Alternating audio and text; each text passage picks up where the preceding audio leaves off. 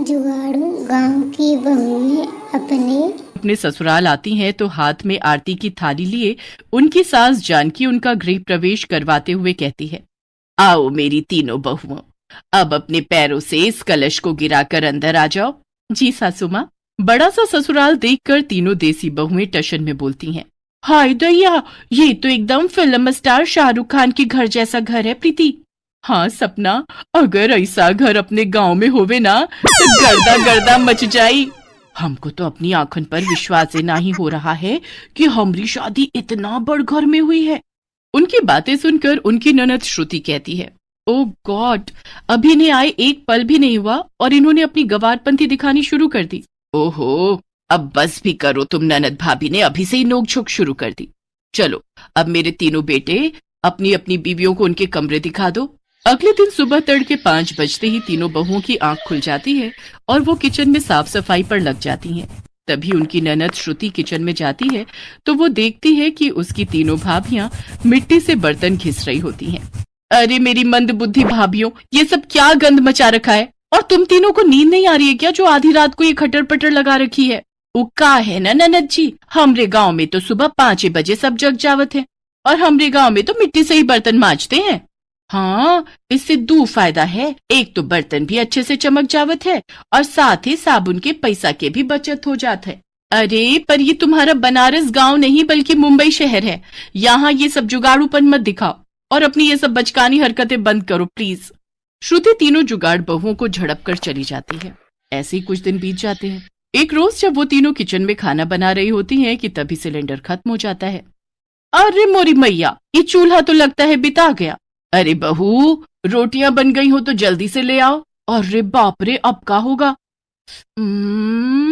हमको जल्दी से अपना कोनो जुगाड़ लगाना होगा। तभी उनका ध्यान पूजा घर में रखी लकड़ियों पर जाता है। बस फिर क्या था, वो 4 ईंटें लेकर आती हैं और उसका चूल्हा बनाकर उसमें गर्मा गर्म रोटी बनाकर सबको खिलाती हैं। पता नहीं क्यों लेकिन कुछ धुएं धुएं की स्मेल आ रही है। सही कहा भैया। तभी उन सबकी नजर किचन में से निकल रहे धुएं पर जाती है। सभी दौड़ते हुए किचन में जाते हैं। अरे मेरी भोली बहू, जब किचन में गैस सिलेंडर है तो फिर तुम तीनों चूल्हा क्यों फूंक रही हो? सासू माँ, आपका सिलेंडर तो कब का बाय बाय बोल गया, इसीलिए हम जुगाड़ लगाकर चूल्हा जलाई लिए। वो सब तो ठीक है मेरी जुगाड़ू बहू, मगर तुम ये लकड़ियाँ कहाँ से उठाकर ले आई? सासू माँ, ये तो हम पूजा घर में रखी लकड़ियाँ लाए हैं। अपनी जुगाड़ू बहुओं की हरकतें देखकर जानकी कहती है, अरे बैल बुद्धि बहुओं, वो तो चंदन की लकड़ियाँ थी जिसे मैंने हवन के लिए मंगवाया था और तुमने चंदन की लकड़ियाँ रोटी सेकने में फूंक दी। ओहो, अब जो हो गया सो हो गया सासू माँ, अब हमको माफी दे दियो। इतना कहकर तीनों बहुएं माफी मांगकर मामले को ठंडा कर देती हैं। ऐसे ही समय बीतता है। फिर एक सुबह जब सब नाश्ता कर रहे थे तो गिलास में रखा जूस रौनक के फोन पर गिर जाता है और उसका फोन भीग जाता है। ओह नो, आज ही मुझे मीटिंग के लिए बाहर जाना था और आज ही इस फोन को भी खराब होना था। शॉप वाला तो इसे रिपेयर करने में 2-3 दिन का टाइम लगा देगा। अरे पति देव, अपना फोन हमको दो, हम अभी इसे बिना पैसा खर्च के ठीक कर देंगे। अरे मेरी गवार भाभी, इस फोन को जुगाड़ की नहीं बल्कि दुकानदार की जरूरत है। अब अपनी कोई जुगाड़पंती करके भैया के इस फोन को डेड बॉडी में मत बदल देना। इसके बाद श्रुति उस फोन को कपड़े से पोंछकर कुछ देर धूप में रखकर फिर उसे चावल के कनस्तर में डाल देती है और ठीक 1 घंटे बाद फोन रौनक को देती है और टशन मारते हुए अपनी ननद से कहती है, का हुआ ननद जी, भेजा चकरा गया का हमार जुगाड़ देखकर? अरे वाह भूमि, तुमने तो सचमुच में 1 घंटे के अंदर ही मेरा फोन बिल्कुल ठीक कर दिया। देखा हमरा कमाल, फोन भी झट से ठीक हो गया और पैसा भी बच गया। अरे जुग जुग जियो मेरी प्यारी बहुओं, आज तो सचमुच तुमने बचत करके सर्वगुण संपन्न बहुओं वाला काम किया है। हाँ सचमुच, तुमने तो कमाल कर दिखाया।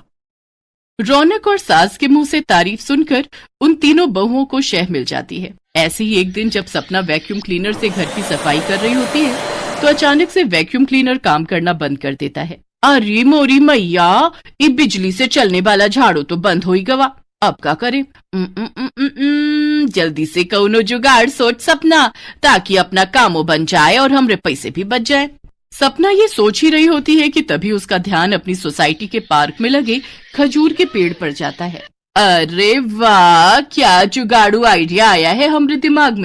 सपना सोसाइटी के पार्क में जाती है और खजूर के घने पत्तों को तोड़ने लगती है कि तभी वहां गार्ड आकर गुस्से में बोलने लगता है। अरे ओ बॉडम औरत, इन पेड़ों को क्यों तोड़ने में लगी हुई हो? अरे ओ चौकीदार बाबू, अगर ज्यादा चबड़ चबड़ की ना तो हम देंगे तो को एक उल्टे हाथ का, समझे? और वैसे भी ये पार्क तो हर बाप का है का?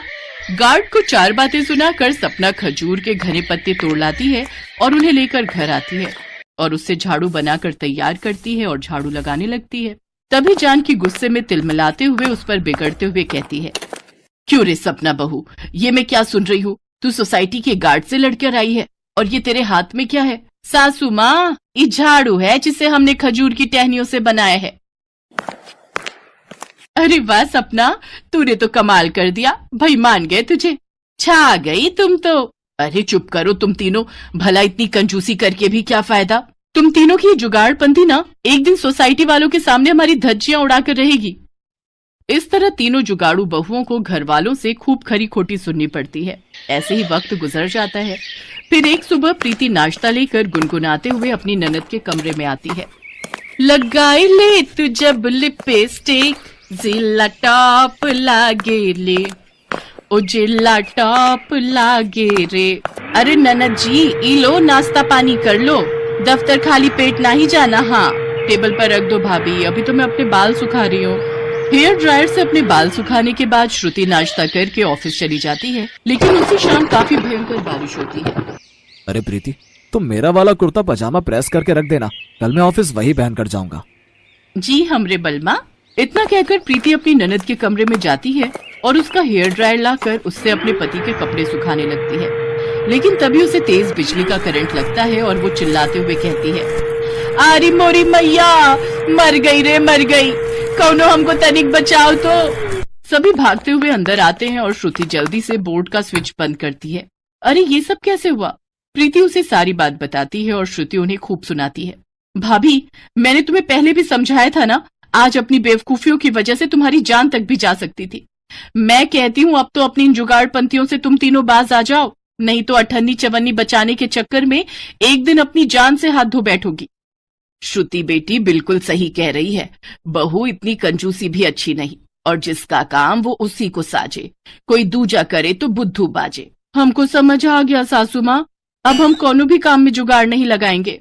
ननद और सास की बातों से उन तीनों को अक्ल आ जाती है और वो तीनों अपनी जुगाड़पंथी छोड़कर अपनी ननद और सास से शहरी तौर तरीके सीख लेती हैं और वो तीनों अपने ससुराल के रंग में ढल जाती हैं। हेलो दोस्तों, ऐसी और कहानियाँ देखने के लिए हमारे चैनल को लाइक, सब्सक्राइब एवं कमेंट जरूर करें।